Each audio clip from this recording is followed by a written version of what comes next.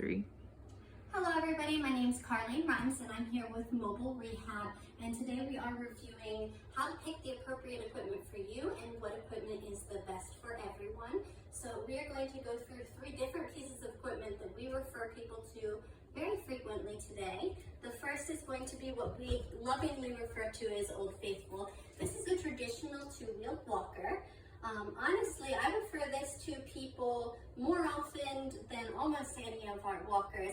It is by far the most stable option and the lightest option. People are always afraid that this walker is not going to give them the kind of support that they need, but I'm going to demonstrate for you that is absolutely not true. This walker will hold somebody 10 times my size for a very long period of time and give them absolute stabilization. In order to size this walker properly, it should be hitting right at your wrist, and when you walk, you should actually be staying in the center of it. So ambulating should be nice and easy back and forth. It travels very well with you because you can close one side, close the other. This walker is great if you had some type of injury, a knee replacement, a hip replacement, if our goal is to get you away from equipment altogether, if you need some stabilization, you have a knee that gives out, anything like that, this is a great option for you. They do also now make this walker with the seat option. They have lots of bags and things that you can add to it, so it really does become very versatile in our options.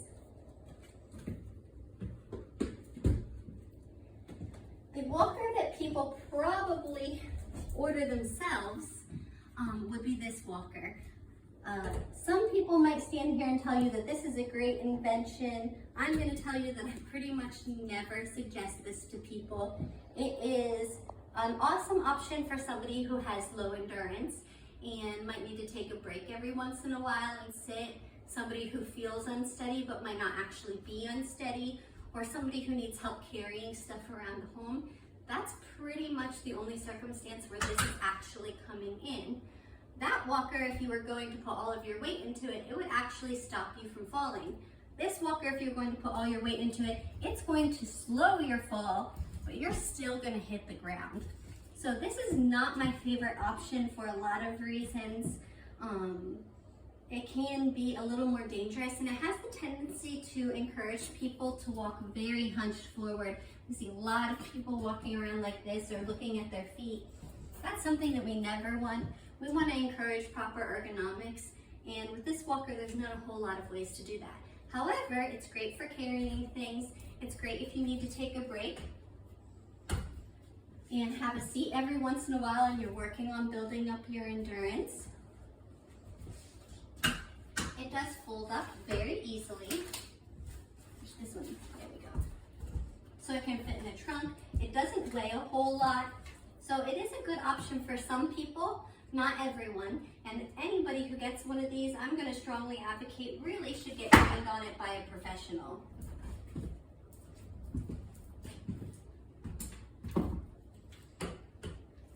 One step up from that walker, and one of my favorite things that they've come out with recently is an upright walker. This one here is called the Phoenix, and I like the Phoenix, excuse me, I like the Phoenix, but it's not my favorite upright walker because it is a little heavy, it is a little bulky, it doesn't quite compact as much as I'd like it to. There is one called the Up Walker. That one I'm a little bit more of a fan of because it is a little more upright. It is a little lighter, it is a little bit easier to take places, but they both serve the same purpose.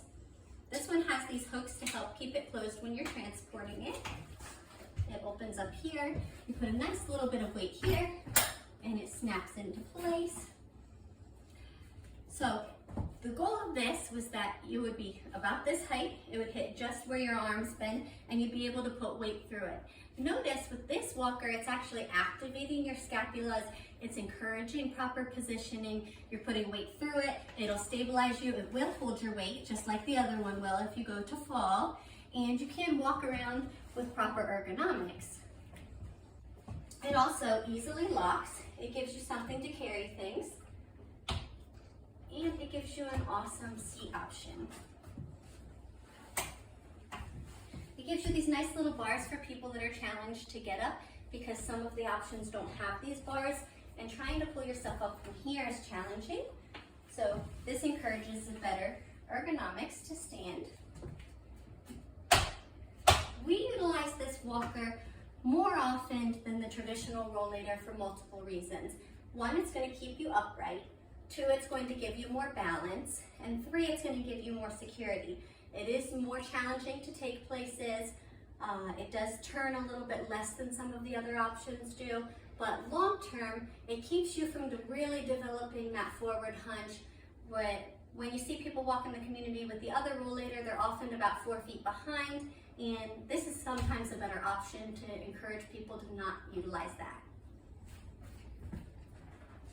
Finally, the Rolls Royce of walkers is the U-step. This is the new it thing for upright walkers, and it really has some features that are quite different than a traditional upright walker. Number one, the brakes work in the opposite fashion. So with that walker, it's always unlocked unless you lock it. This one is always locked unless you squeeze this. It has a 0-point turn, which is great for those people that have small bathrooms or confined kitchens. It does offer this bar here for extra stability, but if you don't have a huge weight on it, you don't necessarily need that feature, but you can put weight through it. It will also catch you and encourage you to have better ergonomics. This one, being the Rolls Royce, also has a few fancy features that we're going to turn on here. One of those features is this nice little red line. The red line is actually a great visual for people that have Parkinson's or any type of CVA to remind them when they have any vestation or they kind of get stuck in their gait of where to step to in order to keep them ambulatory for long periods of time. Something else that this walker has, if we hit this button again, I'm not sure if you can hear that. Little beeping is actually a metronome. The metronome has proven to be a huge benefit to neurological disorders because it helps keep you in pace. You're able to step beep, beep, beep, and keep yourself going.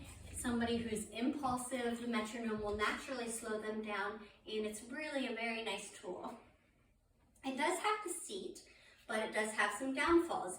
If you are heavy, you do have to have this bar here to stabilize the seat. Not very many people have enough fine motor that they're able to unlock this bar and bring it down in order to utilize the seat. So the seat almost for those people becomes just something to carry stuff. It is also very cumbersome to take anywhere and very, very heavy. To fold it up, you actually have to pull this here, lift that up, lift here. This is not going to fit into a lot of vehicles' trunks, and it is very, very hard to lift. It's quite heavy, it doesn't travel well. That being said, this is an awesome at-home walker for somebody who has advanced Parkinson's, dementia, had a CVA, is relearning how to walk, those type of things. Some of these walkers are actually covered by Medicare. The U-step is covered for Parkinson's patients and people with CVAs and things like that by Medicare. It is the only upright walker that I'm aware of that you can actually get reimbursed. And it is only for people that really, really need that option. The other Medicare option is the traditional two-wheeled walker. People stray away from it because it looks more medical, but it is very stable. It will hold all of your weight. It does allow you to make any point turn that you need. And it does keep you safe. Medicare covers both of these two walkers dependent on need. So we hope this gave you a little bit of information about how to choose what's right for you. We always encourage you to go see a physical therapist or occupational therapist to help assess what is the best piece of equipment for you and learn how to utilize it correctly. We are big fans of all these equipment when it fits the person right, and we thank you for your time. Have a great day.